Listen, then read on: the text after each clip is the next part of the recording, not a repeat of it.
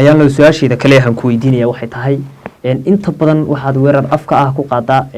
dawladda federaalka ah ee Soomaaliya oo inta badan mararka siba ahay qaraxyadu ka dhacaan Muqdisho oo kale oo dad badan oo muslimiin ahay ku nafweeyaan ad mataqaana inta badan si jees ah ad uga falceliso ama hadalla kala duwan oo ad u soo mariso aalad TikTok oo halkaasi shacabku hay iyaga laftigoodu aragtiyo kala duwan iyo komatiyo kala duwan isku weydaarsadaan arinta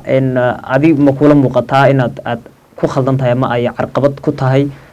naf ahaantaada iyo inay aad ku khaldan tahay wali arintaas adu ma isku garowsatay mise waxa is leedahay waad ku saxan tahay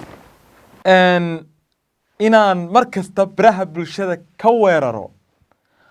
oon u adeegsado maskax anigoo maskaxda kala dagaalamaya cadow badan oo kala gedisan oo kala duwan run ahaantii marka qarax ka dhaco dalka Soomaaliya waxaan ka bixiyaa reaction kala duwan dadka halka aan fadhiyo aan qodo waxaan ka helayaa waa lafihii dadkayga taasaa sababtay